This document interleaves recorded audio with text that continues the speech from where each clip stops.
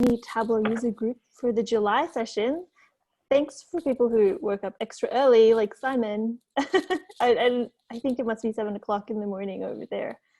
You can see we're virtual, we're now everywhere.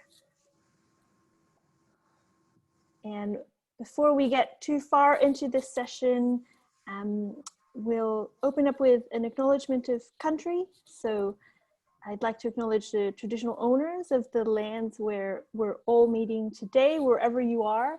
Where I am at the border of Gadigal and Wongal country here in Australia, and acknowledge their elders, both past, present, and emerging. We've got an incredible lineup today. We've got some hands-on Visualising, I hope I pronounced it correctly, with Fee, Gordon, and Simon. We've also got Dave Tanner to talk about Performance Recorder, and just to make sure that you're all listening, we've got a quiz at the end. But it's all friendly, there'll be prizes, and then we'll do some virtual networking. To introduce ourselves, we've got, actually we might get a quick hello from our various tug organizers. So I'm Margarita. We've also got... I'm Fee Gordon. Hi everyone. Dave Tanner, hi everyone. Hey, Chris McClellan here. And we will launch straight in to our first session. So we've got Simon Beaumont and Fee Gordon from JLL who are going to help us take our own visualizations to the next level. Thanks, Margarita. You right if I start sharing the screen now? Yes, please take over.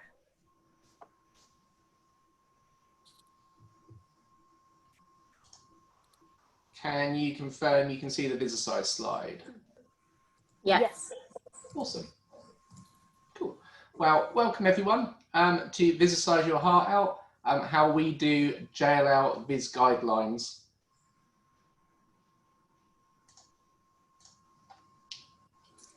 We are what we repeatedly do. Excellence, then, not an act, but a habit. Making meaningful and long-lasting changes in life depends on your ability to form and execute new goal-achieving activities consistently enough that they become habitual. But if we consider neuroscience for a moment, when you try to adopt a new behaviour, you have to enlist your prefrontal cortex and insert conscious effort, intention, and thought into the process. When you've performed the new routine enough times for those connections to be made and strengthened in the brain, the behaviour will require less effort as it becomes the default pattern. Now, the one thing you need to take away today is provide structure, consistency, and speed through Viz guidelines and embed it in your organisation by building great habits. Meet the dream team from JLL. We sit on opposite ends of the globe and collaborate to enable our hundreds of analysts to help people see and understand data. My colleague, Simon Beaumont, well known in the Tableau community, he's a Zen master, he's a Sports Viz Sunday lead, and he's also JLL's super special Centre of Enablement Director. Simon's outstanding visualization skills and passion for people shines as he develops programs that forge step changes in our capabilities, including my own. And there's Fee, who you'll all know, dreaming big, influencing, leading us to discover new wonderful ways that provide the architecture and foundation for a new wave of business intelligence at JLL. She's got a passion for data, people, and just the occasional steak. Fee cooks up crazy ideas that empower us every day to deliver. Now, there are 3 reasons why we use Viz guidelines at JLL: consistency, reduced effort, and brand recognition. For consistency, our business intelligence teams showcase their data visualization expertise through uniform design, which helps people see and understand data with ease. They know intuitively which visualizations provide interactivity or where to find the filters. And it also forms habits. Our users understand the most important numbers are in the bands at the top. They know the colours are used to highlight differences or draw their attention. We also find that guidelines provide reduced effort. We save time through leveraging the standards with best practice design methodology for every dashboard we create. So for example, when COVID hit and we needed to understand our internally, a dashboard was created in 4 hours. The formatting and design were easy. We just needed to cycle through the data to find the story and position the insights. But there are other areas we save time. For instance, our user acceptance testing. They can focus on insights and functionality as opposed to the way the visualization works. And finally, brand recognition is important because it makes a memorable impression on our users and it allows them to know what to expect. When they recognize that the delivery is standardized, it creates trust in the data, increasing their confidence. We've deliberately staggered delivery into 4 stages. Guidelines are a long-term, evolving project that requires care, influencing, and thought leadership. During the tug today, we'll touch on each of the topics with the intention that you can steal like an artist the ideas and deliver a similar program in your organization. We'll also give you some hands-on practice with some Vizercise exercises so you can experience JLL's training. But just be aware, you will need to download the workbook. So head to the link that you see on the screen there, the bit.ly one, and download our Vizercise workbook ahead of the exercise.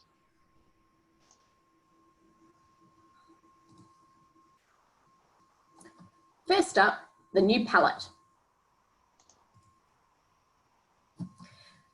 Approaching our global brand team, we taught them about neuroscience, how pre-attentive attributes can help guide users through an analysis. It was a meeting of the minds, people who adore colour. Our global head of brand, Cara Keogh, agreed to sponsor our work to get a new palette that she would endorse for use across our organisation. However, we still needed to find experts in the field who could develop the palette that brand would agree to, yet communicate our data effectively. We got to work with a request for quotations and contacted some of the brightest minds in the industry. Nadia Bremer declined to participate, but she recommended Set Reset, a firm who we eventually selected. Working with the Set Reset team, who were well known for their data visualization and colour projects, we got to work. Now in 2020, for the 13th consecutive year, JLL was honoured for its commitment to improve communities, build capable and empowered workforces, and foster a corporate culture focused on ethics and a strong sense of purpose.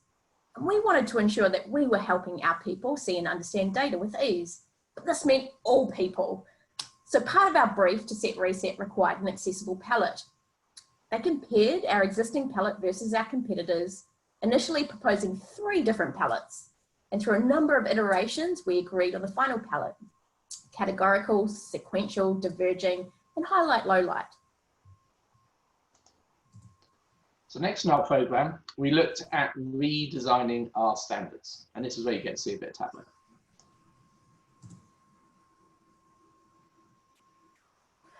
So we'll be walking you through 4 key areas of our Viz guidelines, and starting with format. Now, Tableau's our strategic data visualization tool at JLL. So we decided to deliver the Viz guidelines in Tableau to demonstrate the recommended structure and techniques. Are you curious about the topics that we've covered? We'll share what's important to help our dashboards pop. You'll see our template and we'll give you some insight into our design. And finally, you'll see some of the community who have created content that we provide to our teams and give them great access to awesome techniques. Our Viz standards aren't just a prescriptive template. That would have been really easy. Ever since our first step into the standards, it was all about people. We wanted to inform and inspire, but more importantly, for people not to fear change, but rather to embrace it. There had to be a recognition that standards would be there as an enabler for people to succeed, not dictate to or create robots or a report factory, we wanted to focus on the what, the why, and the how.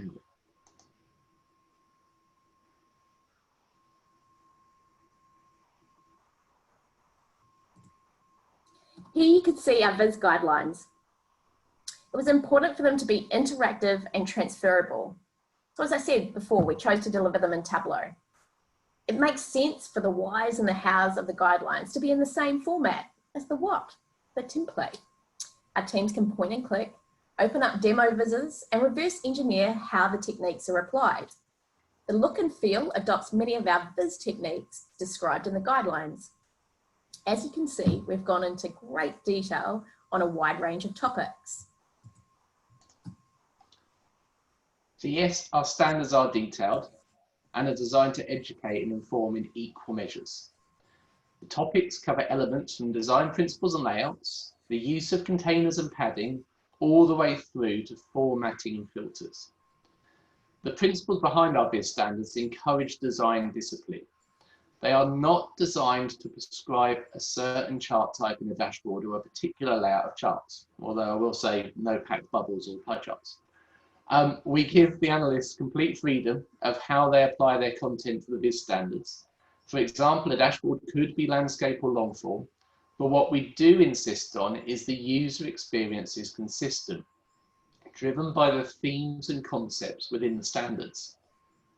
And finally, an important benefit is consistent analyst use of Tableau. We encourage analysts to adhere to basic build standards, such as naming a container. These may seem trivial, but they make long-term maintenance far easier and support analysts when applying future dashboard changes.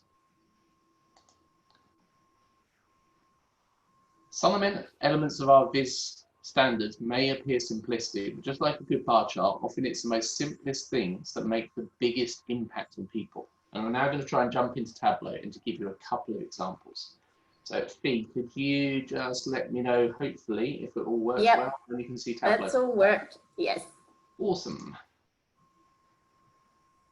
So these are our standards. You get a set of educational tabs up front, which tell people the how, so they educate.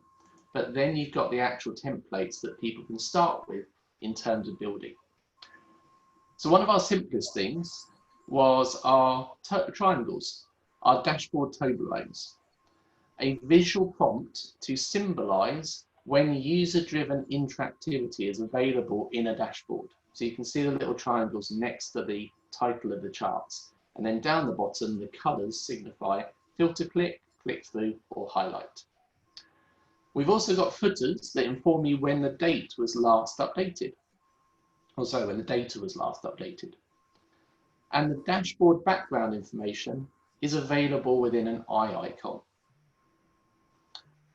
And we also, if we jump into our portrait, we use set actions that expand dimensions but remain intuitive for end users through the illusion of a plus button. A simple technique, but it really makes a difference. There's no Sankeys, there's no chord diagrams, just start with solid foundations and let the analyst add the creativity with their charts and analytical creations.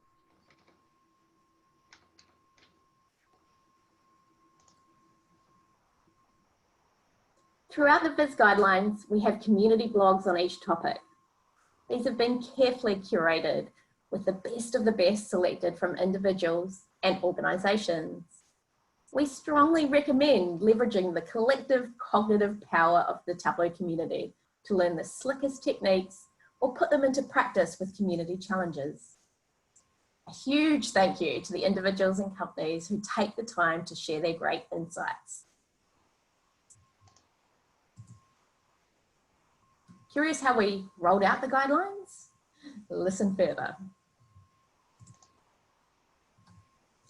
Now, we all love Confucius's observations, but this one is particularly relevant for helping to train people. At JLL, we know that people aren't going to read our guidelines and put them to use.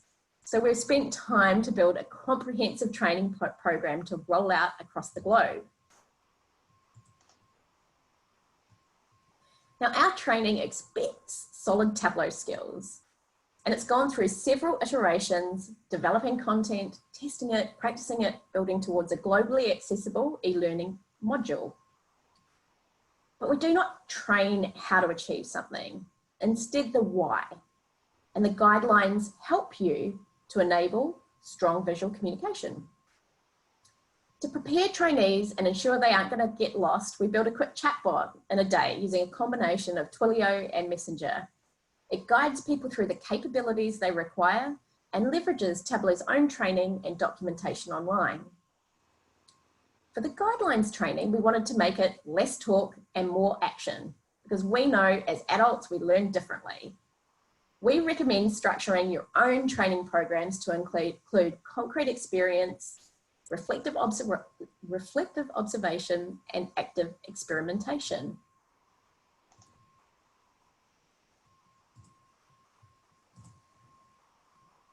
So instead of explaining it to you in more depth, what we thought you could do is actually see some of the training that we've prepared. So you'll see some videos, and then we'll give you time to utilize those workbooks that you've downloaded off the Tableau public website to put it into practice. So let's take a look at Vizercise 1. It's about containers. Check out our brief training video. Okay, so there's been a lot of listening, now time for some demos. But this is where it moves to hands-on practice. We'll talk through concepts with you, and then it's your turn to put your skills to the test. Containers are an incredibly useful way of allowing you to compartmentalize the different elements of your Tableau dashboard, allowing you to apply useful techniques such as distributing content evenly across a container and applying padding so you can get the visual design of your dashboard pixel perfect. So let's move back into Tableau, back into our Viz standards. Within the dashboard layout, if we scroll down slightly, you will find a section on containers. It's well worth reading the how-to guides at the bottom from the community, especially the Interworks guidelines and the videos, if you want to know further detail. But let's demonstrate actually what containers are on screen now. To start with, you'll need to be aware of the different types of containers, a horizontal container and a vertical container. Horizontal containers allow you to place content alongside each other, whilst vertical containers allow you to place content on top of each other. To create a container, first select the type of container you wish to use from the Tableau Objects window, and then drag it onto the dashboard, ensuring you are in a tiled dashboard layout. So for this example, I'm going to use a horizontal container. So first off, this will create an empty container on your dashboard. And the first thing I would advise you to do is to place a text box with just some dummy string into the empty container so you can easily identify it. So I'm going to select text and drag it into the container, and then type some text into that. And we drag it down just to make it a little bit bigger so it's easier to select.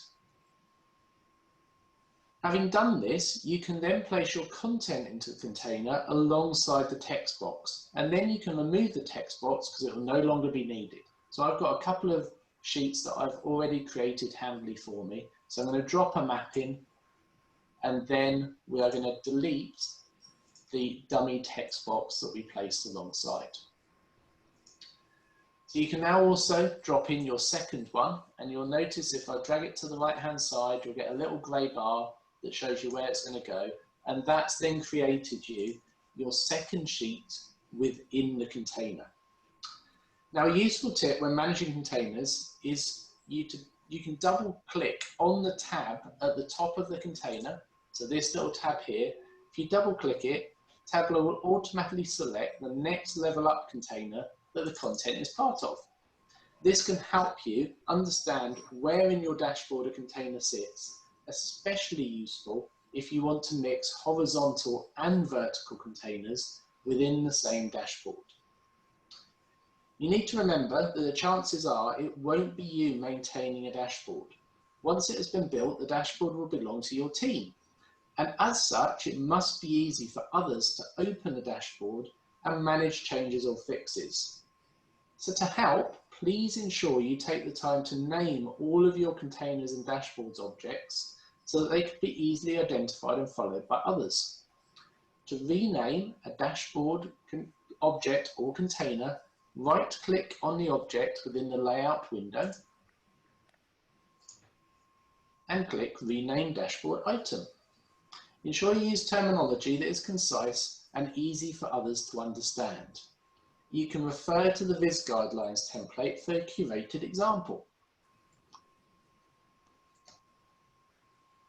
So now it's time for you to Vizercise. We want you to create a 2x2 container grid that would represent a chart in the top left, a chart in the top right, one in the bottom left and one in the bottom right, ensuring all 4 elements are equally distributed horizontally and vertically.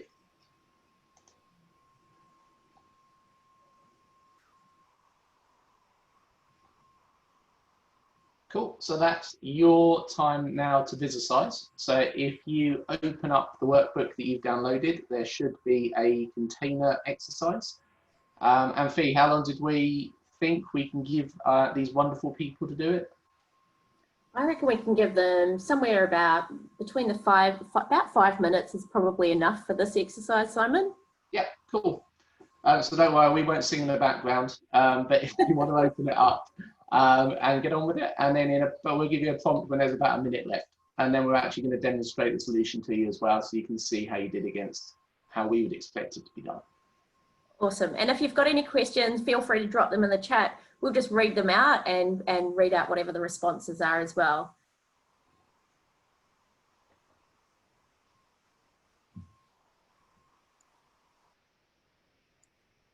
Fee, I think we had one question from Sarah about, have we had people refuse to conform to the guidelines? And if so, how did you deal with the non-conformity?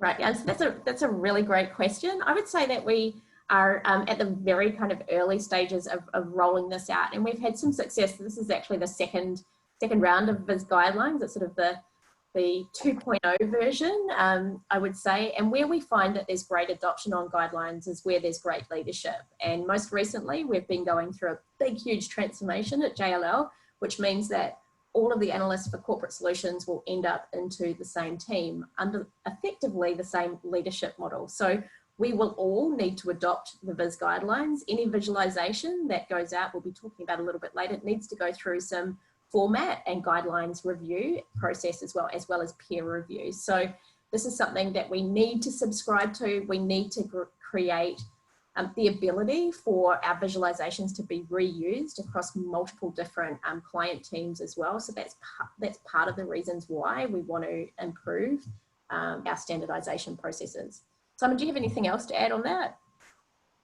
Yeah, the thing, I mean, you touched upon it, Fee, and we'll talk about it later, but for me, culture is so important. So if you just give the analysts a Viz standards, whether it be a PDF or a Tableau workbook, not everyone is at the same level. And quite often adoption is impeded by people's fear. So if you ask people to use containers, which I've got to be honest, when I first started the Viz standards, it wasn't something that I used every day. They will fear something they don't know. So if you take the time to walk them through it and invest in them so that they see the standards as being something that enhances their skills and makes them better analysts, I think you then increase the opportunities to get it adopted, but also to get people engaged, they're excited about it and feeding into the standards as an ongoing exercise. Right. I think just picking up a little bit more on that, the thing that I've been quite excited to see as people are getting trained on the guidelines is that they've been picking up techniques. So these are users of Tableau that have used Tableau for years. They've been picking up techniques that they didn't know actually existed. You know, even I think both you and I have been surprised by some of the tips and tricks that each other uses along the way, and seeing some of that come together and utilizing those really slick tips that come in, you know, like for instance, the switch of different visualizations from the dashboard view. Those are things that are just really simple, but perhaps we didn't know previously. And the feedback from analysts that I've had as we've been rolling it out while we've been training is that they've really enjoyed understanding different parts of Tableau that they didn't know existed. You've got about 1.5 minutes left, everyone. So hopefully you're nearing the end of the exercise. Glad you're looking at the time, Simon. So I resisted the urge for the cheesy container gag as well. So I won't do that so early in the morning for you. Please, I'm all for cheese and all for containers, so the combination sounds irresistible. Are you a fan of containers too, Margarita? I'm so happy that there's a whole section of containers, although I think that's the pun, maybe. I'm a huge fan of them. I think they make such a difference when you're building dashboards. And I'm really glad that this is a vehicle to train people how to use them and how to use them judiciously as well. Yeah, and I would say, Margarita, we acknowledge that there's so many different ways of using Tableau, and everyone can approach the same task differently. So I guess we're not saying that in every organization you have to use containers, but just in our opinion, when you're trying to adopt Tableau across an organization that's got over 400 analysts in corporate solutions alone, we need something that makes it easy for others to pick up dashboards for maintenance and ongoing use. And actually that's where we see the real value of containers, because it's so much easier for then another analyst to pick up their peers' work and understand how the dashboard is structured. And you can do cool stuff like collapsible containers that really enhance the user experience. And I won't count down, but 3, 2, 1. So I will count down. So hopefully you've all finished. So let's jump in and look at the container solution. So hopefully again this will work, but Fee, if you can just give us a shout, I'm just going to jump into Tableau. That's up. Cool. So what we were asking you to do is a 2x2 container grid. So what you will notice is if I select the containers here, they are all of the 2x2 grid are in one overall container. But what we've then got, so if I drop out the dashboard content and into charts, you will then start to see this is where the real detail comes in. So we properly name all of it. So our overall container is the 2x2 grid. Then you've got the left 1x2 grid, the right 1x2 grid, and I won't patronise you all, hopefully you've all got it by now. But when you go into the left 1x2 grid, you've then got the top left chart and the bottom left chart. And more importantly, if I just select the container, you've also got distribute contents evenly. And that's how we can get the pixel perfect 2x2 grid to be exactly the same size for each selection.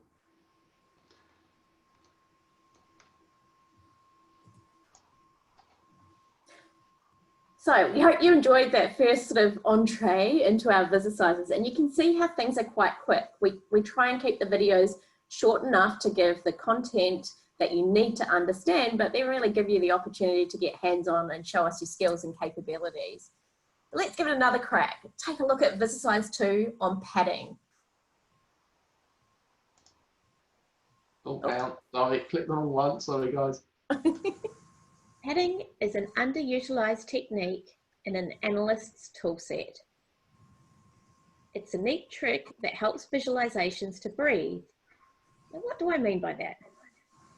Well, instead of each visualization on a dashboard bleeding into the next, the small space between visualizations intuitively gives end users a start and finish, guiding them through the content displayed.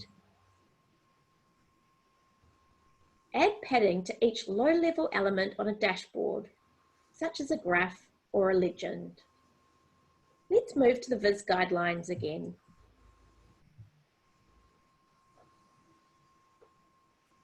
We're still on the dashboard layout page. If we just scroll down, padding, we can see all of the information that is required. For your dashboards, set outer padding to 10 pixels for all sides except in the case of a side bordering another chart, where you should reduce appropriately. In the example here, you can see how to reduce the padding when there are borders with other elements. Otherwise, it's still 10. So here we have 5 to the right and 5 on the bottom, with 10 to the left and 10 on top. Inner padding can be used for more advanced techniques such as aligning legends or visualizations. You must start out with 10 point on all padding. You'll find that titles aren't squeezed and legends breathe. Now sometimes you may wish to use more as it balances the design. Let's see how that works in practice. To include padding in your dashboard, click on the element you wished to add padding to. The lower level elements highlight in grey, not in blue for the container. Here you can see I have blue, but then if I select the lower level element, it's grey. Click on the layout section of the dashboard window and enter either 5 or 10 for outer padding.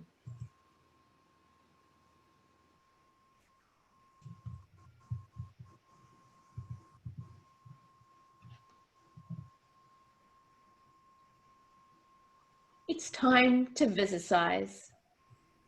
Open the practice padding dashboard and update the inner and outer padding per the definitions in the Viz guidelines.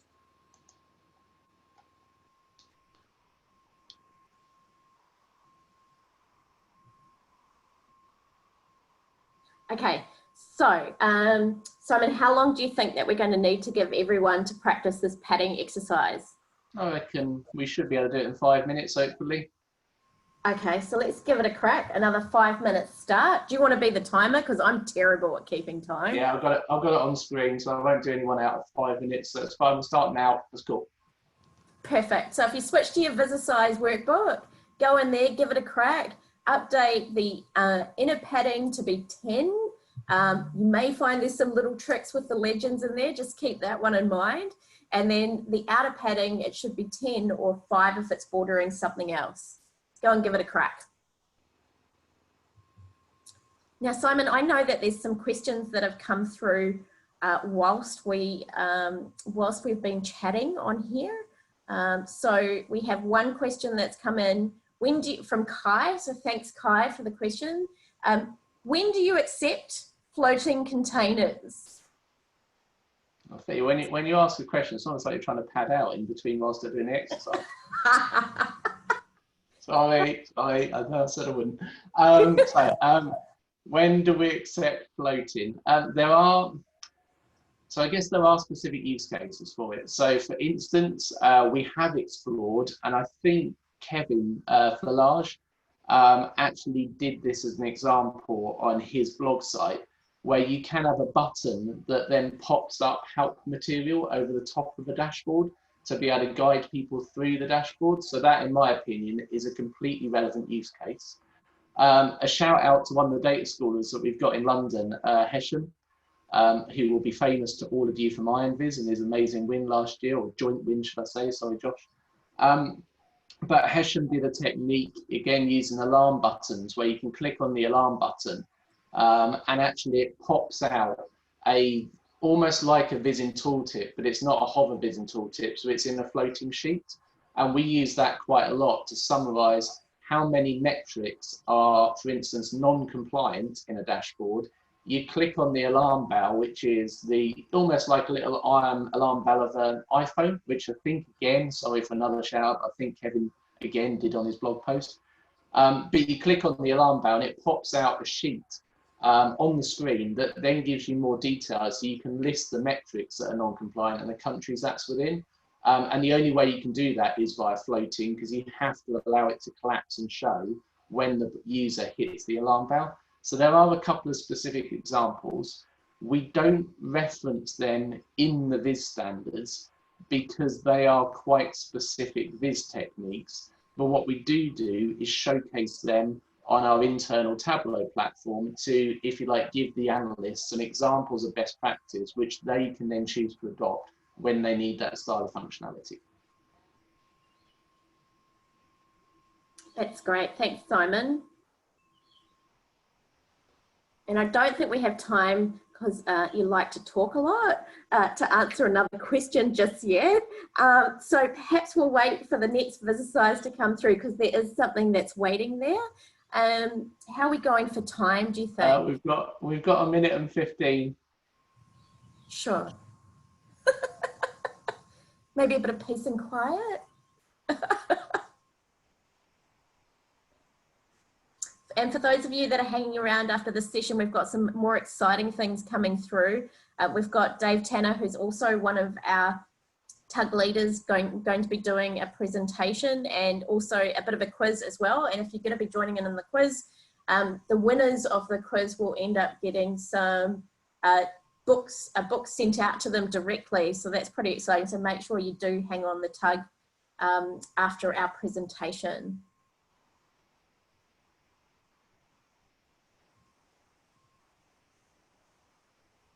Cool, so 30 seconds left, everyone.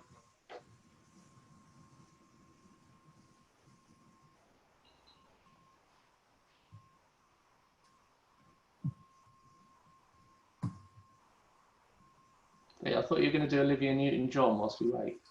I know, I should be getting like Vizercise, like, let's get physical. Thankfully, there's only 5 seconds. So thankfully, there's only 5 seconds left. You're all right. Cool. Right, 2, 1, and that is time. So let's again. So hopefully by now you've kind of got the hint. What we do is when we do the Vizercises, we do the video, we do the education, we allow people to do it, and then we show the solution. So again, I'm just going to jump into Tableau, and this time I'm going to go into the solution for padding. So that was your practice padding. A couple of things you'll notice is there was a grey gap between the top 5 and bottom 5 products profit and the legend. So actually we remove that because we want it to be all part of the same continuous window. So that's actually here, removing the padding at the top to 0 and using inner padding to give a bit of space around the legend. Then what you'll notice on the top charts here, as Fee demonstrated on her video, there is adjusted padding. So because there is a chart above it and a chart to the right, we've got a 5 padding at the top, a 5 padding to the right, but because we don't want a gap between the legend, we've got 0 on the bottom. And then we've got an inner padding consistently of 10. And I'm quite passionate about that because it gives the viz, in my opinion, room to breathe so that the text doesn't come all the way to the edge. So similar concepts up here, 5 on the right, 5 on the bottom. And then on this one here, you've just got 5 on the left and 0 on the bottom, again for the same concept because we want the legend to fit in. There are a couple of other things that we did reference, but just for speed and to make sure we get through it all, kind of those were the key aspects that we wanted you to take away. Oh, sorry, wrong window.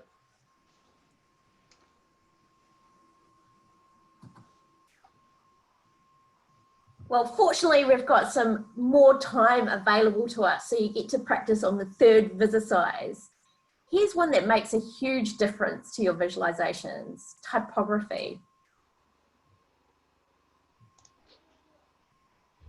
Now, rather than actually take you through a training video for typography, what we thought we would do is just post up the guidelines for it. I've tweaked it slightly because you'll notice that the color palettes are a little bit different for our TUG version of our Vizercises. What we're asking you to do here is go through your Vizercise workbook with a fine-tooth comb. There's lots of hooks that I've got in there, sneaky tricks. Make sure that you're looking in the filter bars, the info icons, updating everything with the right case, making sure that it's the right color. Does it need to be bolded? What size does it need to be? You'll notice your visualization or your dashboard looks really, really messy. And what you'll find as you start to apply these different sizes and fonts across the way, it'll slowly become more cleaner and calmer. So why don't you give it a crack? Switch across into your Vizercise workbook. And I don't know, Simon, how long do you think that we should give people on this one to get it done? I reckon 5 minutes again, Fee, just so we can get it. We might not get it all finished in 5 minutes, but people have a good enough flavour of what it is. Righto. So let's give that a crack then. We'll take it for another 5 minutes. Let's see how it goes. Simon, are you ready on the timer? Yeah, all good to go. Go on. Start now. And Fee, was this the one where you had fun making it look hideous? This is definitely the one that I had fun making it look hideous. And it's actually it's one of the ones, this one, colour in our Vizercise workbooks, that actually gives me the greatest pleasure when I see the difference between where we start and where we end. And that's part of our training techniques, is actually for that time to reflect on the changes that you make and observe those changes and how much of a difference that they actually make along the way. You can really see how it's easy for them to be applied. Now, we do have another question here, and it's actually from one of our panelists. So Dave Tanner asked, do you publish a starter template with fonts, colors, and other common formatting for items that we have in the Viz guidelines? Simon.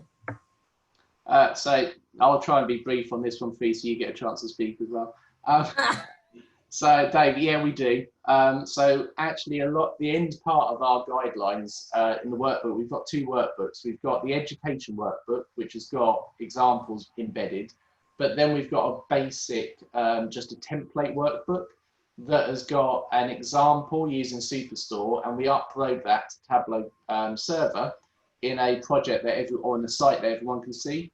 And the idea is people can download that, and as Fee said, use the fantastic functionality, which is probably underutilized, in terms of create your own content and then just swap out charts. So you replace the Superstore with your own content, but then stuff like the header, the footer, the fonts, the custom palette, that all stays because that's inherent to the workbook.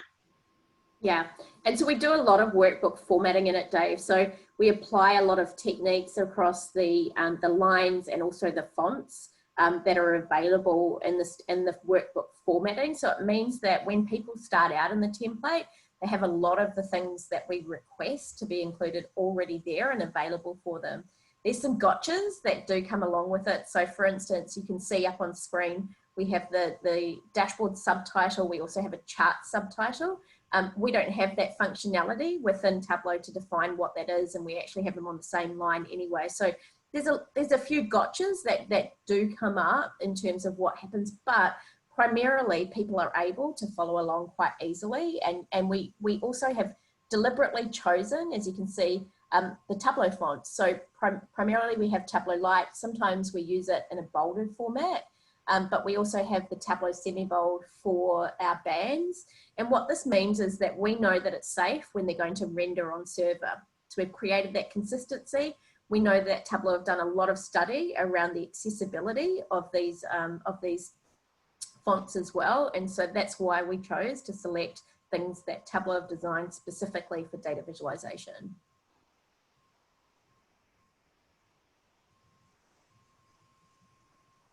Thumbs up, that's good. Have we got any other questions that are sitting there? Oh, so similar, we've got a question there from Sarah. Do you have additional fonts installed on your Tableau server to comply with your internal brand guidelines? Are you going to pick that one up? Yeah, so I think I answered a little bit perhaps in the question with Dave. We haven't used our brand guidelines and the fonts that they use for that, but we've chosen specifically to use what Tableau have created along the way. We have worked with our global brand team in terms of the color palette. They've also taken a look at how we choose to use case across our guidelines as well. So Simon and I are a bit of a fan of the old caps for titles. But unfortunately, caps aren't as accessible for people to actually read along the way. And so we've deliberately only included caps in our dashboard titles up the top of the page, but everything else is primarily in title case. Did you have anything else to add on that, Simon? The only thing I'd probably just reference is it was a really interesting discussion with the brand team, because in JLL we're quite a bold kind of corporate real estate organisation. So we are very much a red organisation when it comes to colour, because that's our brand colour.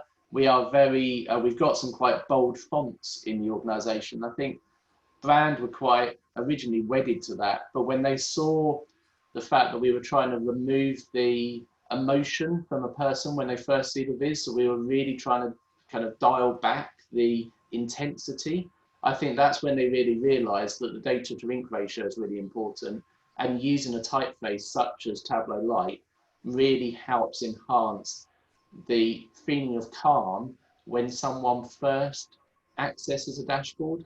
Because if they don't see this big paint swish or this big kind of scripted font at the top, they actually just take the time to breathe and digest what's in front of them. So it was a really interesting learning, taking people along that journey.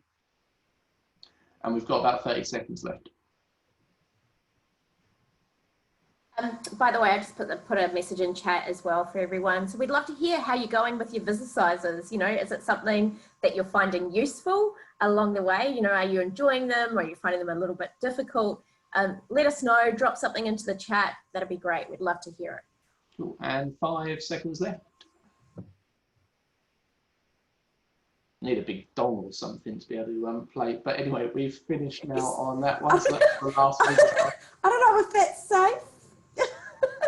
Yeah, it means something, sorry, it means something different in the UK.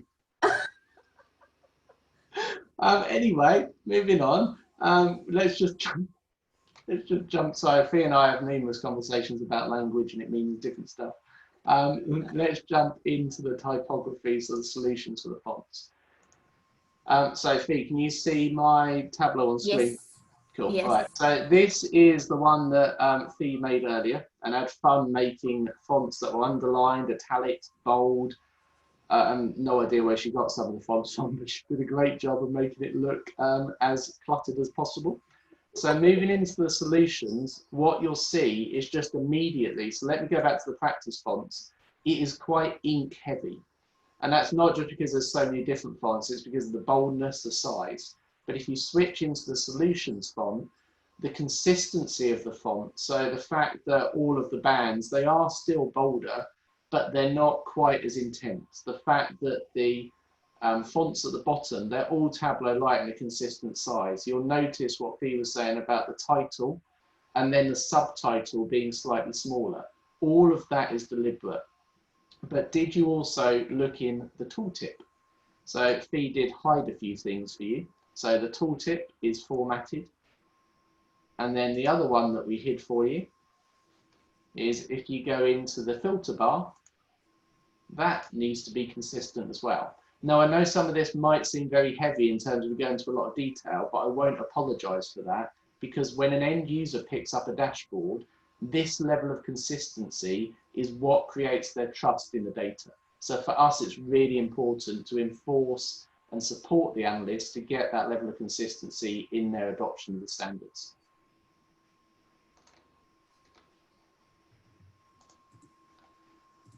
So that was your Visualisers. Don't worry, we haven't got any more for you to do, but if you want to reach out to us and ask us any questions, we would really love to hear from you.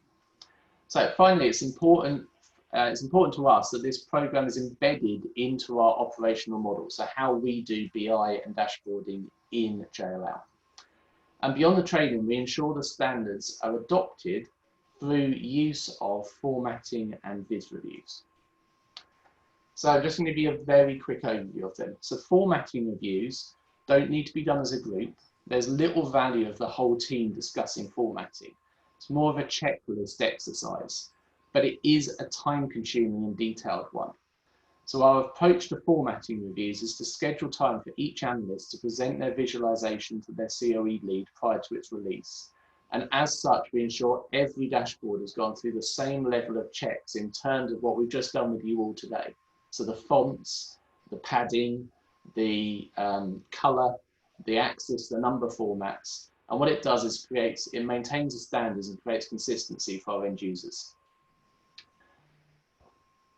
When any required changes that are documented for the analysts are agreed with them, and a time scale is applied for them to do the changes. And then before it goes and gets published onto Tableau server, a light touch review is completed to ensure the dashboard is now ready for release.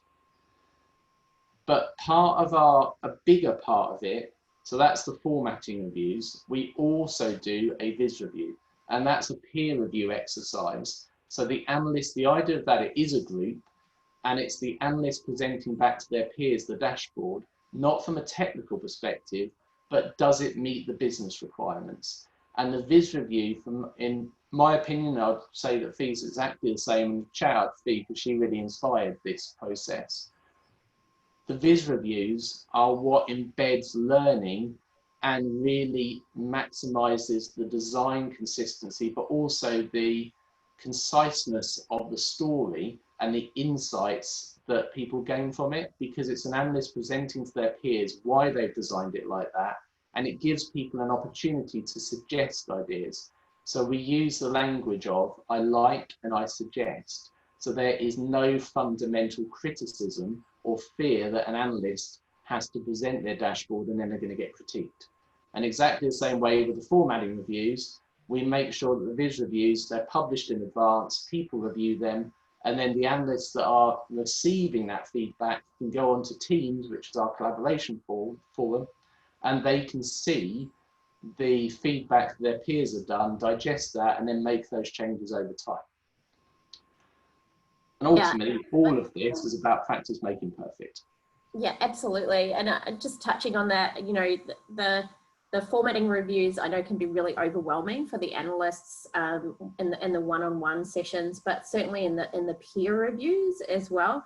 Part of it's all around learning how to present, you know, and the softer skills behind things. But that's not to say that we don't pick up on really interesting things. Sometimes there might be someone that picks up on a calculation that's misfiring, or sometimes, you know, we haven't picked up that there's a reversal of a color palette that's gone through. So there's definitely worth in opening it up to a broader group, a broader set of eyes that can take a look at it before you're releasing anything and putting it out there.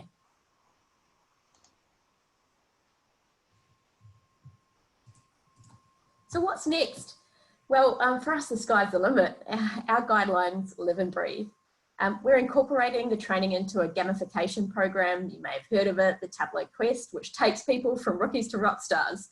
We'll also be updating the guidelines and training modules with feedback from our world-class team of analysts, and include any new techniques or functionality that's released by Tableau. So just to end on a note, and we bring us all the way back to the beginning, the reason we do this, so provide structure, consistency and speed. And by doing that and embedding Viz guidelines in your organization, you will build great habits. So thank you for listening to our journey, getting into the spirit of things and getting hands on. We hope in some small way it'll inspire your organization's approach to analytics. We would honestly, genuinely love to hear from you if you've got any questions, any suggestions, or simply want to keep the conversation going. And I will give us a shout out. We are also looking for top talent. So we have got an amazing team, but a shout out if you want to join that team, reach out to Fee and I, and we'd love to be able to continue the conversation. So you've got our Twitter, our email, and our personal blogs there. Please do contact us, and just a massive thank you for taking the time to listen today. Thanks, everyone. So I don't know if we have some time for Q&A. Margarita? Yes. I think we might have some Yes, time we do. for Q&A. We've got, our next speaker says we do, so I think that's a very definitive yes. And we do have some questions I can see on the screen. So, Cool. we've got a question from Bruce. So what about visually impaired users? How has that worked into your standards? Sure. So, right, if I just say a couple of quick ones. So a couple of things. Color, I'll let Fee talk about colour because I think that's something that she's really driven across the organisation. But little things such as deliberately the background of our dashboards are off grey and then the Viz charts are white. We did that because we recognised that for people with certain impairments, a pure white background can be very difficult for them to digest. So little design techniques, such as the fonts not being in caps, such as the off-white background, and also the data to ink ratio, so actually removing as much ink on screen, we believe, and we engage with people to say, does this make it easier for you? And we believe it does. But then, Fee, do you want to add to that? Yeah, sure. So what we did in terms of accessibility around colour blindness was we looked at our original colour palette and we realised that there were some fundamental issues in the palette that made it quite difficult to understand. First off, for anyone, the way that the colours actually threw on the screen, there was quite a bit of intensity in the hues. So it wasn't just for visually impaired people, it was for everyone. And so it was quite important for us when we were looking at delivering a new colour palette to have something that was calmer, but that we could use highlight colours to pull through where the most important things are on screen. So we worked with Set Reset and our global brand team to look at the palette, and put it through all of the different combinations and permutations of colour blindness that we possibly could. And the only one that I suppose that misses the mark is something that's really, really rare in terms of the visual impairness, and that's when you can only see things in black and white. And so there's a lot of different shades of grey that do come through with that particular impairment, but for the rest, it's across the line easier to read than what we were before. Thankfully, not 50 Shades, Fee. Yeah. Sorry. Did I or did I not? I don't know. That's great. And we've got more questions. I'm happy to keep reading them out, or otherwise, Yeah, sure. you can also, you're welcome to pick and choose in which order you'd also like to answer them. Right. Sure. So up next we have, do you worry, from Sarah, do you worry that all dashboards will look too similar and people won't instinctively recognize one dashboard from another?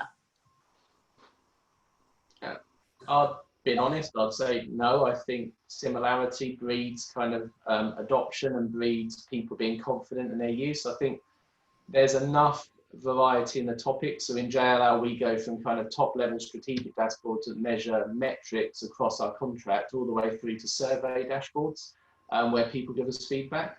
I think we've got enough flexibility in the chart types to be able to make it consistent. So I think or to make it varied.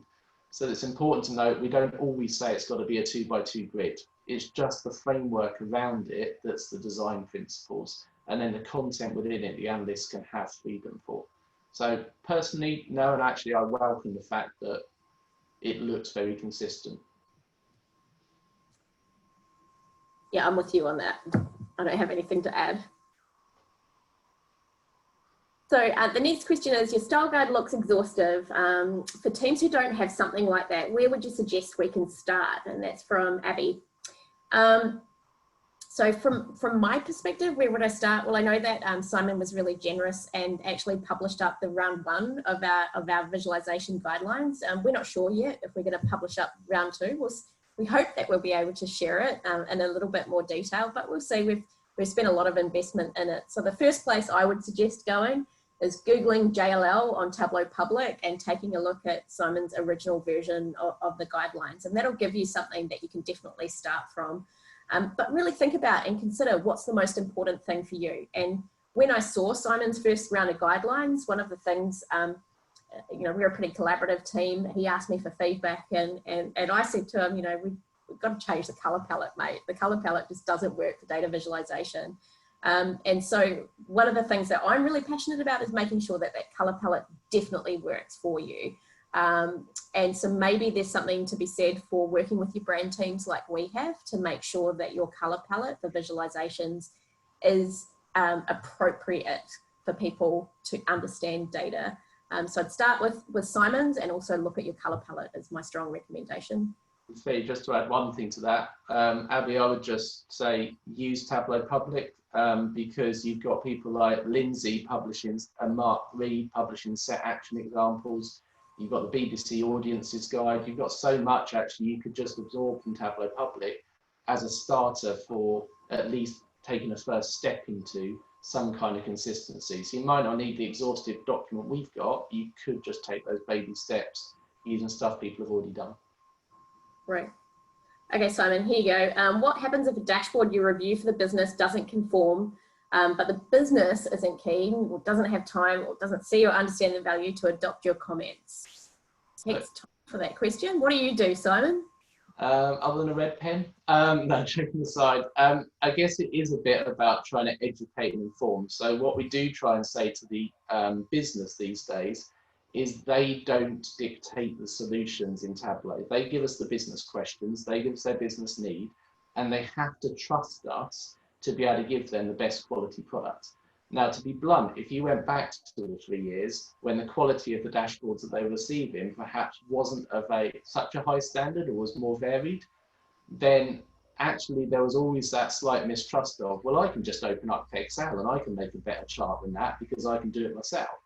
But actually now they see the value of the consistency, the quality, and also we are suggesting ideas. Because we're having those open conversations, we're actually suggesting things that people aren't aware of. So often people only tell you what they want because they tell you what they know. So we as analysts now aren't just saying it's got to look like this, we're also saying, have you considered ever looking at your data like this? And those suggestions really help open the business's eyes to see the art of the possible rather than what they've always done. So one other question here we've got, for the dashboards that were already created prior to the guidelines, do you go back to conform them to the guidelines? So I mentioned a little bit earlier on, you know, this is a journey for us and we're obviously taking things through. So we're just at the process right now of the second rollout of the guidelines with the training.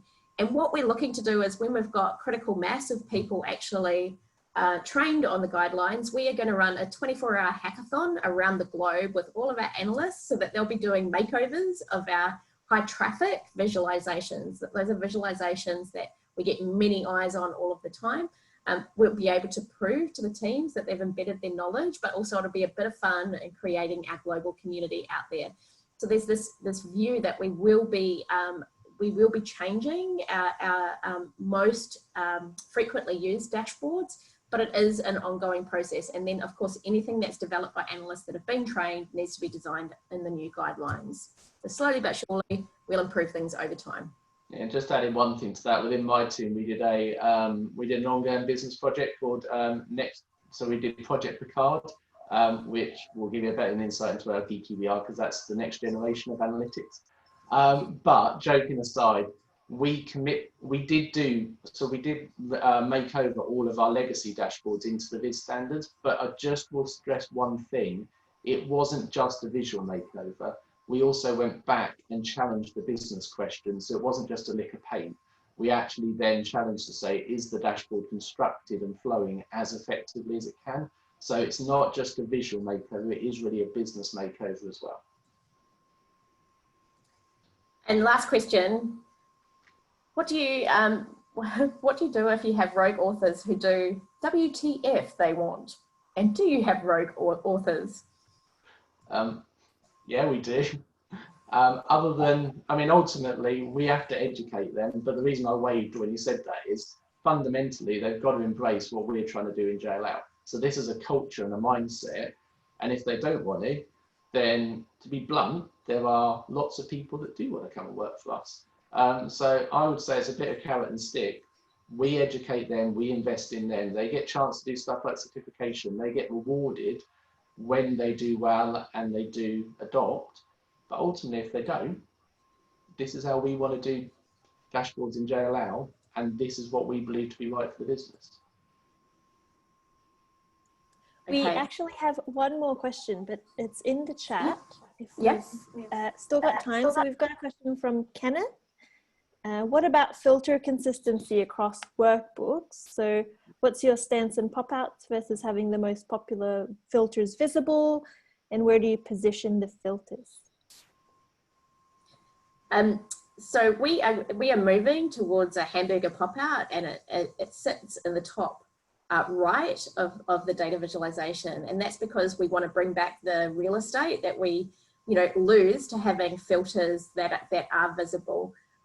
Yes, it does take some training for our end users to get used to it, but a hamburger is something that's a little bit recognizable, once it's there, once they get used to it, it's much more effective for us to have that real estate and gain it back so that they actually have more access to the data on the page. Yeah, Kenneth, just one quick thing to add. We are really strong on making sure that the right type of filters are applied. So stuff like consistency of the apply button on the multi-select drop-down, making sure if there's only 2 options, you don't show a radio button because it's pointless just doing 2. You might as well just do a single select drop-down. So stuff like that, again, we encourage the analysts to have consistency in practice when applying the filters.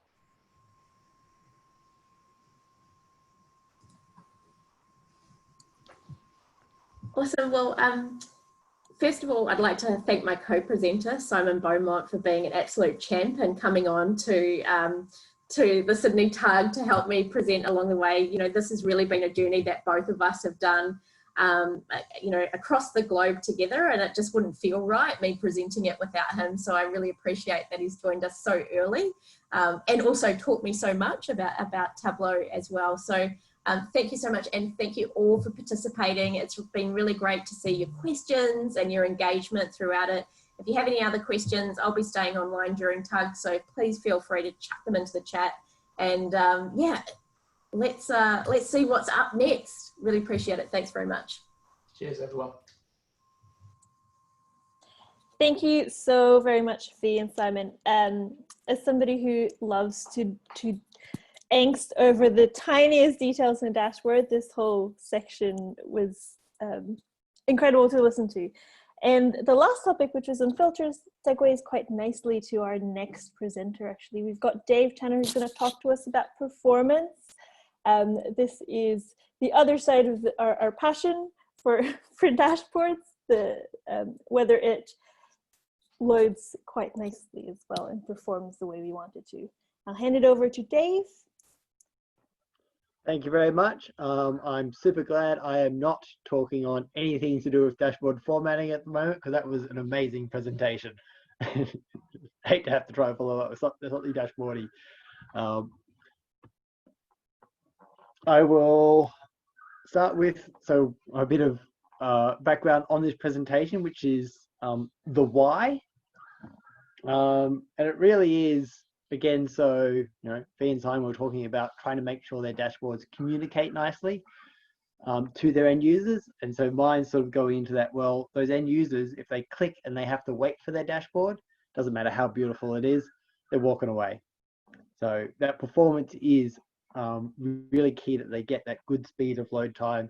And so lots of people know that inside Tableau, some people don't know as well, there is in the help menu a performance recorder that allows you to click it and start recording content. And you do things, and it's super easy to use. But what most people don't realize is what next, and how do they actually take that data and actually understand what that user experience is from that data. That data can be very helpful for looking things at a technical perspective, but I wanted to help people use it from a user experience perspective. So on Tableau Community, there is a write-up of the what of this. So I'll only touch on that lightly, because if you ever want to look at how to run these exact steps, there's a write-up on Tableau Community, which was linked from the sign-up page for how you got here. And there's also a link to the old forum and the new forum for that. So I know they just changed their forum over. And there's also a link from that article to a YouTube video which actually walks through it, and I'll be using some of that YouTube video because I was too lazy to create a separate slide deck. As with the previous ones, feel free to send in your Q&A questions. I'm hoping Margarita or Fiona or Simon, Chris, anybody else there on the panelist list will interrupt me at any opportune time to point out any of those questions. Just to share a slight segue. Oh no, I lost it. I'm disappointed. I changed all those fonts. Maybe I'm sharing the wrong one. Hope that's Comic Sans, best font ever, Fee. It looks so awful.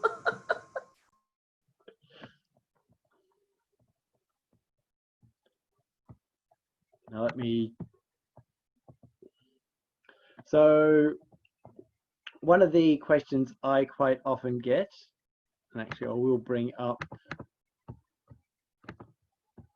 so this is the Tableau community page that should hopefully load with this description of. So a question that I quite often get is normally things along the lines of, how much data can Tableau have? How much can I do with this? How much can I do with that? What can I put into Tableau? And really, my answer isn't actually anything that's really helpful for them, unfortunately. What my answer usually is, if you can make it perform well, it's good to go. And an example of that is, I can make the Superstore workbook perform terribly. In my initial versions of this, I created a Superstore workbook page that took 3 minutes to load. And I decided that was a little bit too much wait time. So I created something sort of in between. But you can take a small amount of data and make it perform really well. Small amount of data and make it perform really terribly, but you can also take millions and millions and millions of rows and make it perform very well in Tableau. So it's much more around those guidelines and how you do it. What I've got here is a way that people can go in there and understand that user experience at a desktop level. So before they get round to going to server, they already know some semblance of what that experience is going to be like. It's quite simple. A few bits of preparation you do need to do. One is to make sure you have your content that you want to performance test. And the second one was somewhat obvious to me from a IT background, but I realized now I'm quite often in business context, is actually less obvious than what I had originally thought myself, which is write a list of things you're going to do. Simple pen and paper will do, but write it down, because one of the things that will allow you to do is do it again later on after you've made changes to your workbooks, and then you'll know your before and after. It'll be easy to comparison. You won't be relying on the which filter did I click or which page did I click to next. And one of the second part of that is when you're actually looking at your performance results and you go, oh, there was the really slow step, you're able to look at your script and go, ah, that was when I aligned to doing this part of my script. So you know where you were and which was the slow step. So here's a simple example that again, I just use Superstore. So set yourself up nicely on a consistent baseline, close unneeded programs, open Tableau, start the performance recorder, run through your steps. Now I will point out this extra little step you see repeated through here, which is this sort of wait 5 seconds step. Now this just makes life easier later on, because when you're looking at your results, you'll see this gap in the Tableau's performance workbook where nothing is happening. And by using that gap, you'll be able to easily go, this was step 1, this was step 2, this was step 3, rather than potentially having to like try and write down, oh, this was 15 seconds into my thing that I clicked the next step. So really help you do that and make that bit of life easy. And then I've got some tips here on how to actually make the performance workbook a bit easier to use. One of the things it likes to do is just use this time frame of however long you've had Tableau open, and not start at 0, so it can be starting at like 1,000 seconds or some other random number. So this is just an easy way of getting it so you start your test at 0 seconds.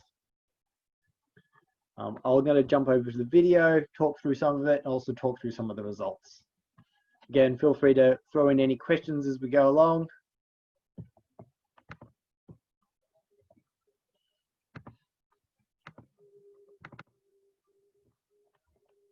Sharing the right screen now.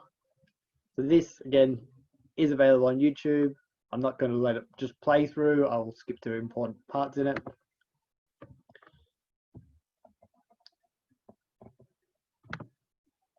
You can see this is just describing potentially one way of preparing your workbook. If you have a data source that's packaged inside a workbook, one of the things that's going to happen is when you first open that, Tableau is going to want to decompress it. So I recommend a step where you manually just decompress that yourself first. So when you open Tableau, you're not going to confuse your performance result with this idea that it actually needs to unzip your data source first if you're doing an isolated desktop test.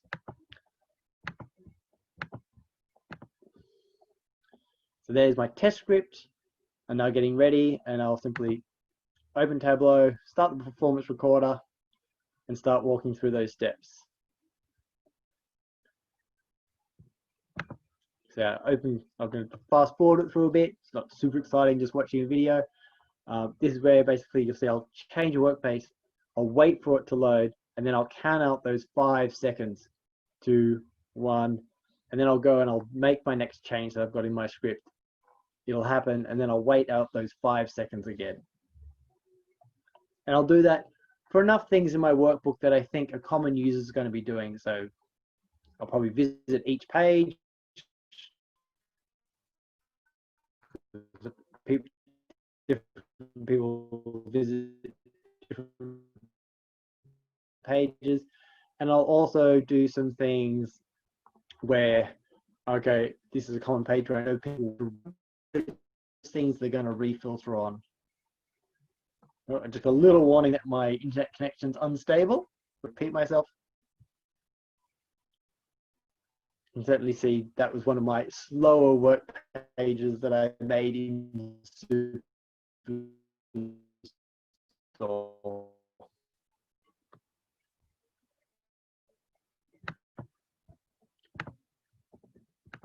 I'll go back, and so when you're done with that, you stop the performance, you double a little bit of time.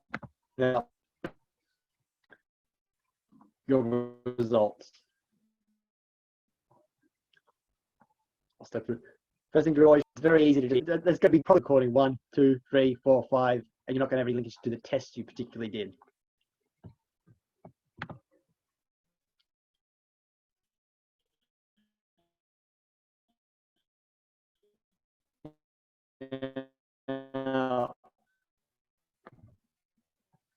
This always frustrated me. You're performing all this work, and Tableau gives you this detail and just says, here is your long step that you took at a technical level. It was this really detailed piece of information that was pretty as well. What part of my test was that? Is that something that's affecting the user? Is it a piece of background information?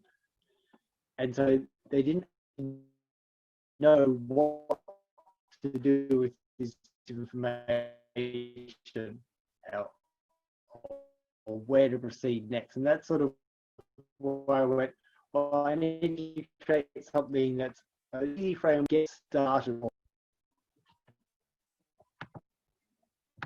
Started to go look at the work tab, go, well, let me see if I can turn this meaningful work, this long list of events. Okay, some of those Viz guidelines were just given. So what can be information on a single page? Clean it up, make it a bit tidier. Make it much more matches with that test script that we had. Here's where I'm going to do my little thing with that formula to start anywhere near 0. So trying to figure out how long something ran for by looking at it, kind of subforms in the end, but I clean it up and get yourself at nice slow speed to see how it all goes. It's all there on the YouTube video. But eventually we get down to stage with an idea that we, let me, in a very basic kind of way, you can see these 5-second gaps start to appear.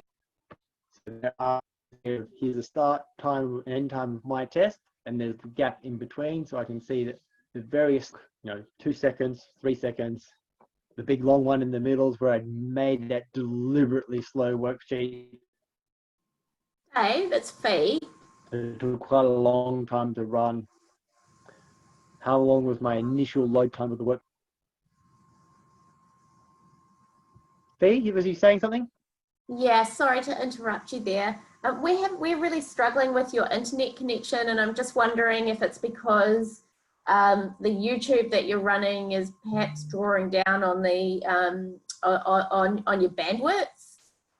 Is there any way that you can just switch to talking about it, and we'll see how it goes, because it's really difficult to follow along. It's a local copy, right? Yeah. So it must just be your internet connection. I won't play the video anymore. It's all local, so it shouldn't have been a problem, but you never know. Okay. No, thanks for that. How much of that was inaudible or more confusing than it should have been? Quite a bit.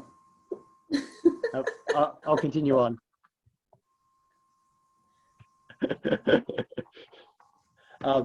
As I said, feel free to go to the site if there are lots of confusion. If you have lots of confusion there, you can watch the video for yourself and we'll go through. But it was more that idea of this is how you can, with performance recording, you can create a way that's quite much simpler to understand what is your end user performance. And from there, then you can start stepping down into what those technical details are if you happen to have one of these slow loading pages. So in this case, there is this slow loading page here, which I know was my intentionally slow one. So you can see there are particular few events here that are the slow portions of it. So I know this blue happens to be computing layout. And on the left here, I can see which particular worksheet that is on. And so you can see it's this worksheet I called All Slow. So I can actually go, okay, that is the slow loading worksheet on my dashboard. So I can go to that particular dashboard and investigate that particular worksheet to see what I could do to that to make it load better or make that customer experience better. Maybe I separate it out so only the particular users who experience of that slow worksheet, if it can't be performance optimized any further, and I don't force all my users to go see that particular worksheet.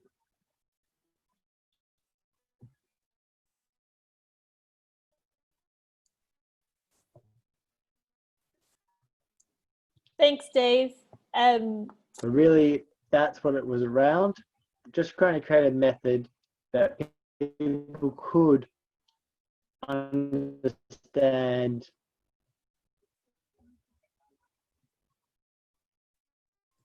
Dave, I think that we're going to wrap you up, unfortunately. I'm going to put the Oscars music on. I don't have anything that I can roll out deliberately right now, but, you know, it's a shame that we've got performance issues with a presentation on performance. Just shows how much we need. Have I frozen completely? Yeah.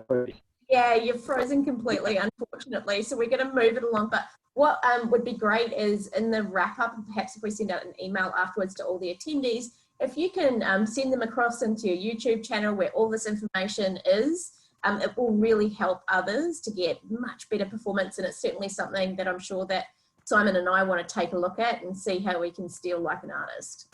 So thanks very much for helping us out with it.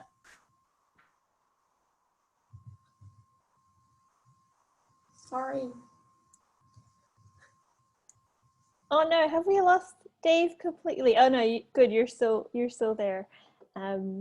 It's a good point that you've said, Fee, about steal like an artist. I feel like we'll do a swap actually, because we really love the visual guidelines you've just presented, and certainly what Dave has just presented. So for those who are in the user group, I work with Dave in my day job, and we use this a lot because a lot of our, I guess our community members who are new to Tableau, it is the first question they ask is how much data can they send or publish into our server, and it's just, I guess it's a way to make them much more customer centric or user centric rather than imagining the server as just another data warehouse.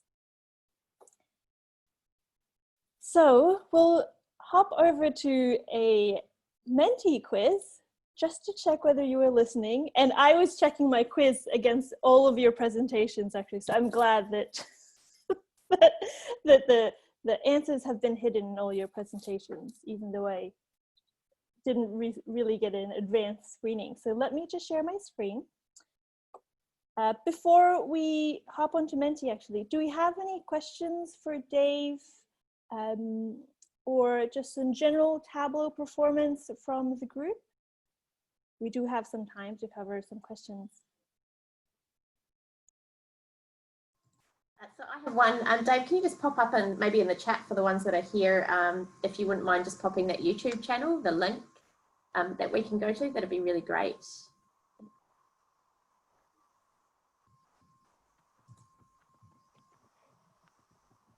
And we have one question here for you, Dave. Can you hear us, by the way? Nope. Okay. So maybe what we'll do. Probably going to work perfectly now. Okay. All right. So we've got one question here for you. What's the top 3 most common reasons for poor performance?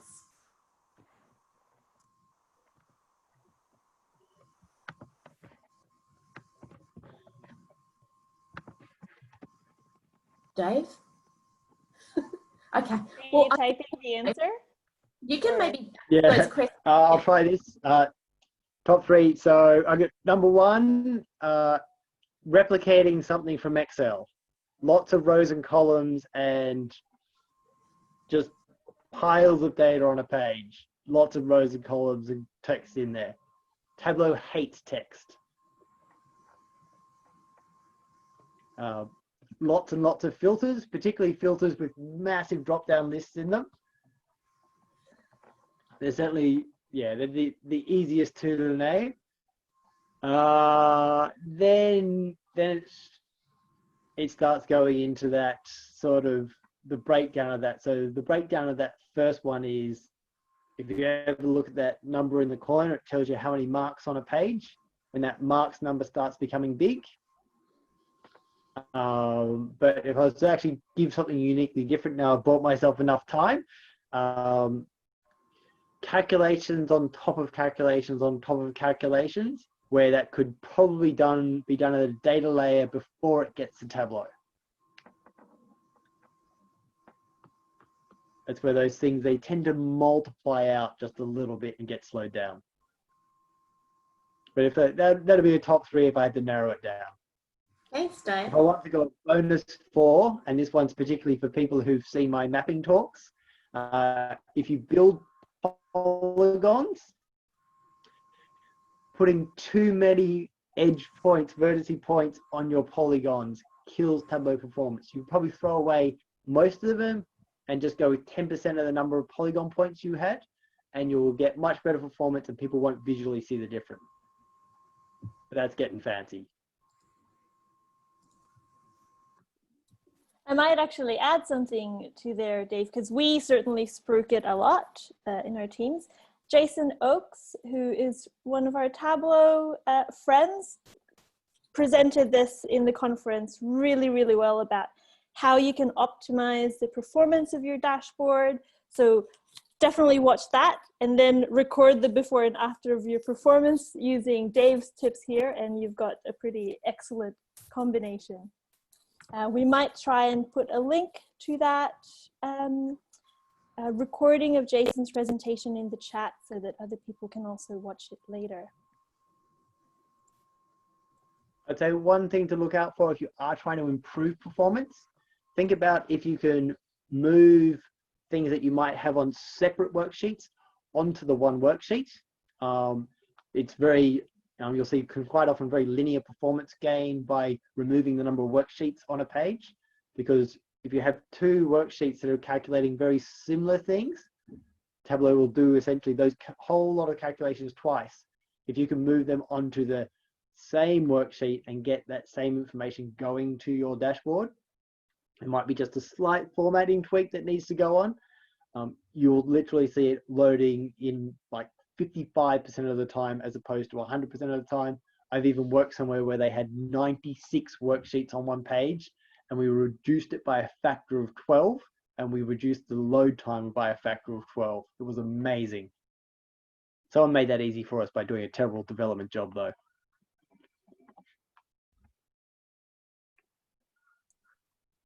Fantastic. Any other questions from around the group? Feel free to pop them into the Q&A or in the chat. If you would like to say them yourself, let us know as well and we can unmute you.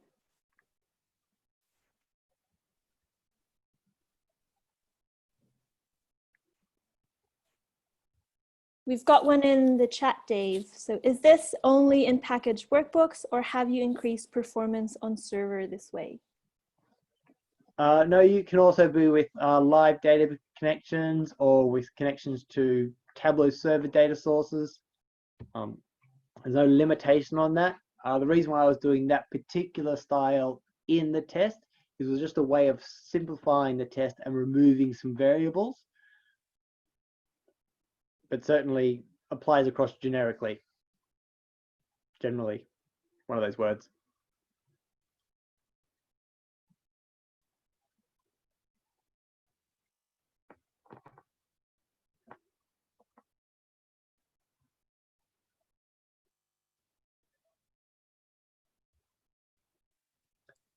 I can see a question from Jay. Do I encounter instances where dashboards are quick on desktop and slow on server? No. Every now and then, the only exception to this is if you built something that I've seen, if you built something one version of Tableau, publish to server, upgrade server version, and then it starts performing slow, it's usually a bug that Tableau's introduced with their software and a maintenance release will fix it.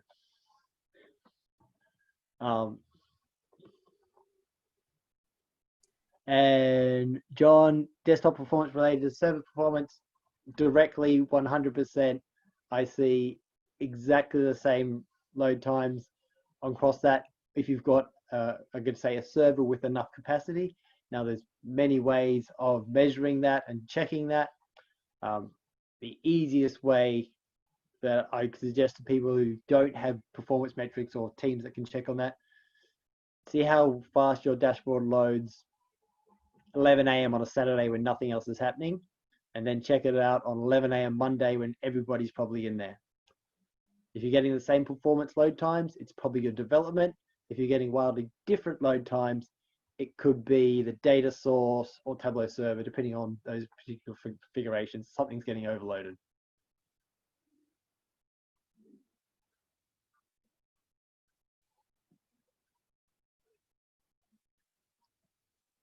If you do have access to all the data, obviously you can do that from a, get the actual data loaded into Tableau and get Tableau to analyze itself.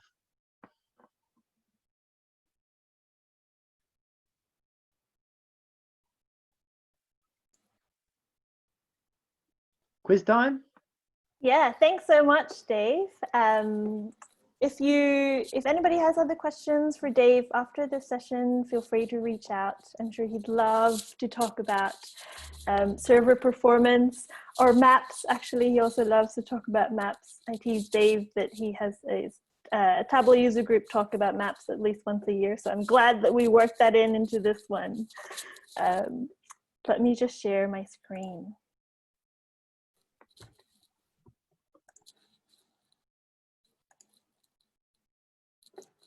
So now we'll hop onto a quiz. This is best done on another device, so maybe your mobile phone if you've got that. Oh, can you see it in my virtual background? So hop onto Menti, and then we will quiz away. There are prizes, so we'll be handing out books, and we will contact the first, second, and third place winners after this session.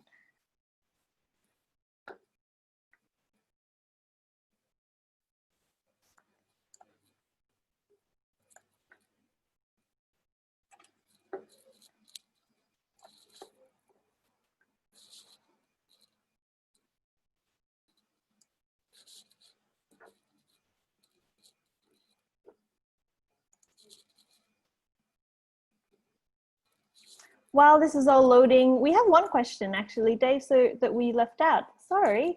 So are there specific calculations we should avoid to improve performance?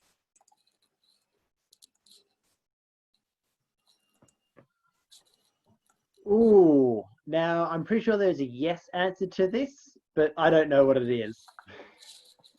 I think if you go near any of the Tableau tips where they talk about all the various order of, like the 7 levels of Tableau order of operations, they do talk about some of those. I think it's when you get to the later levels, they do have a higher impact because they are trying to recalculate across all the available data.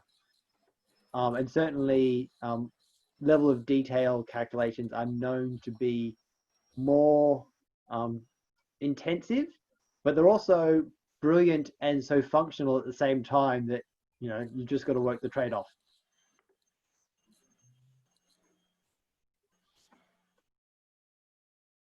It's true. I love level of detail calculations. I try to sneak them in whenever I can, but usually I'm asked to sneak it back out when the dashboard stops performing nicely.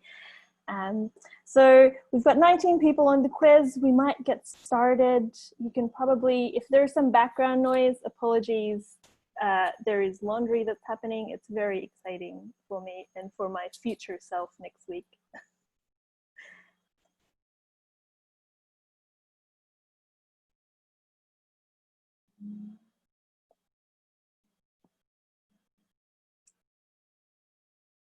So this is the fastest finger. We know that you'll get the right answers. I have absolutely 100% confidence in you, but whether you're the fastest to answer is probably different. So you've got a few minutes to down some coffee if you need to. But we'll start. Oh no, I think it's on a random. Dave. There we go. So how fast can you answer this question?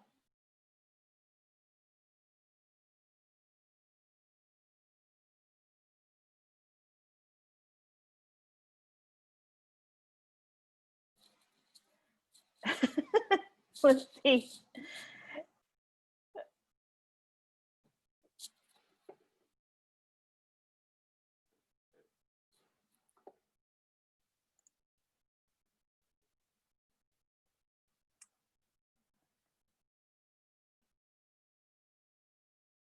Oh, I can see some of our team members on this quiz actually, and we do, full disclosure, we do this quiz every week, so we may have been training for this moment.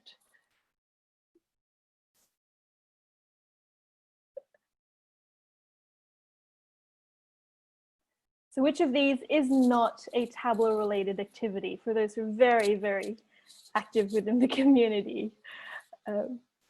It was really fascinating to see all the combinations of weekday plus Tableau that Google would give me.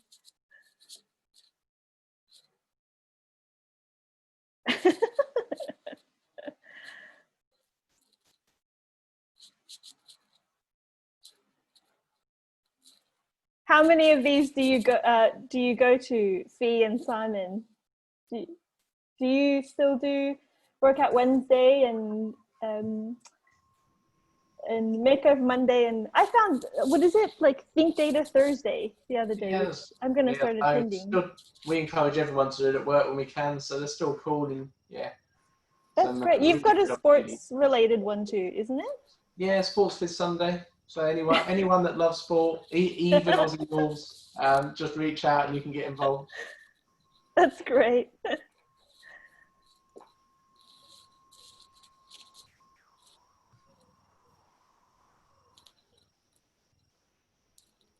And for those who haven't met Mark, he is one of our co-coordinators.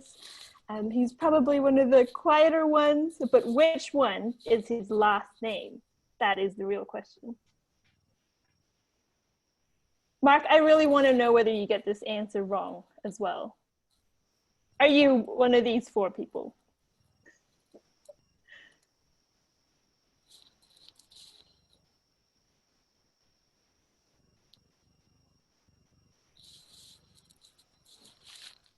Who have we got?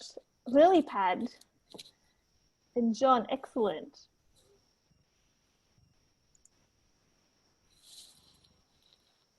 And I think we only have a few more questions to go, but if you were listening, under which menu would I find performance recording?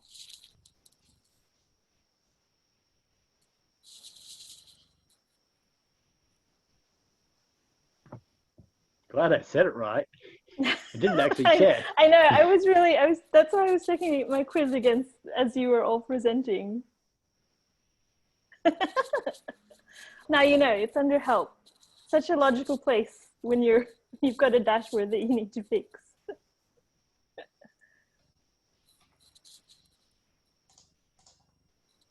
Oh, we've got some people who've gotten faster than last time.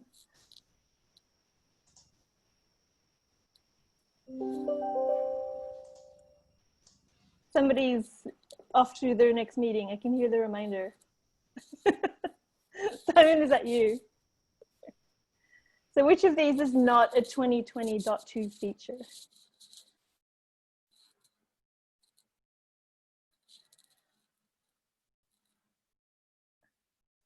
I know at least one person who will know the answer because he's got a blog that's named accordingly. So that's right, Visual Tooltips came out a few releases prior.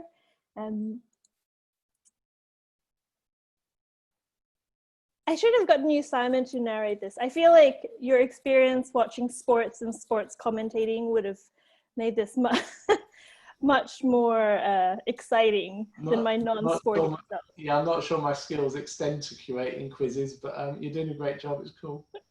I know, I should have watched that penguin race that was sports commentated a few more times and gotten tips from it. He does like to talk a lot and he does ad-lib a lot, so. Maybe for our next tug, we'll bring you back in. Abby, the fastest, goodness, that's really great.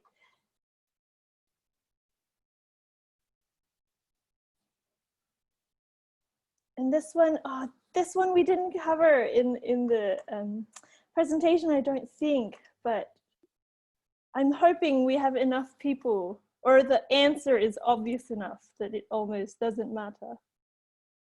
So, Fee, would you be able to give like one line as to what these principles are very quickly? Is that possible? Oh, I think you're in mute. Yeah, sorry about that. Yeah, that's okay. About Gestalt principles. Gestalt principles are really about user experience design, and what they do is they describe different techniques that can really help you to either improve or really make your design quite bad. So they're really important if you take great care with them to help out better communicate your data on a page. Thank you. That was really great. I would like to talk to all these people who thought that croissant was one of these, was one of these principles, by the way. Talk to me after this tug. I love food, but I love these principles. I'd like to see how they were confused. I love croissants. I love croissants too. Probably too much right now while in ISO. Should probably lay off those. John, congratulations. If you can send one of us a quick message, we'll make sure we send it to the right John. Yeah, which John is it? Because there's a couple on there. So, so John, if you want to, I'm going to put my phone number up in the chat. If you just want to send me a screenshot of your phone, and if you can just send me your details with your address. And if there's a particular data book out there that's a reasonable price, let us know what you'd be keen on, and we will organise that to get delivered out to you. Were we going to do the top three? I can't remember. I think so. So JJ and Mark P come and talk to us as well, and we will hook you up with some books. Sounds great. And thank you so much. That was it for the quiz. Normally in physical Tugland, we would have networking and ask whether there were anybody, is anybody hiring? If you are, feel free to pop a line into the chat so that the rest of our attendees can look you up, or maybe do some LinkedIn stalking. But otherwise, thank you so much for attending. Any last words from our panelists? Chris, thank you so much. You've been doing such a great job manning the Q&A. No worries. Happy to help. Any last words? Yeah, thanks everyone for joining us today. It was my first time. I've led the City Tug for quite a while, and it was my first time to actually present today. So it was really nice to get some time and actually talk to you about some of the things that we are truly passionate about at JLL. And again, thanks so much to my co-contributor, Simon Beaumont, all the way from the UK with the smoother voice, the one who loves to chat a lot. And sports commentate, let's not forget that, because Yeah, next there we time go, I'm there we going to go. call you up. Cheers, Faye. Thanks for the comment. But yeah, thanks everyone. Really enjoyed it. So it's awesome to see you. I'm living up to my nickname of cow or moo for you. You need to explain. You need to explain that. I do. Yeah. That's why I love to eat steak, not because I'm a beep.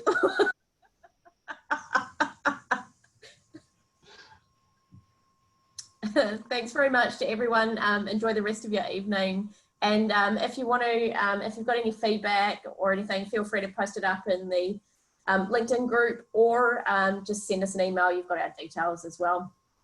Have a good Do you want one. to do any kind of I'll be in the chat presentation? for a It while. only needs to be at least 3 minutes long. Oh yeah, that's true. If you'd like to present, we are all ears as well. Yeah, you can Come even We just actually have two present like presenters. your Already? top tip. Presenters lined up. Yeah. So we will be having another tug relatively soon. Watch this space.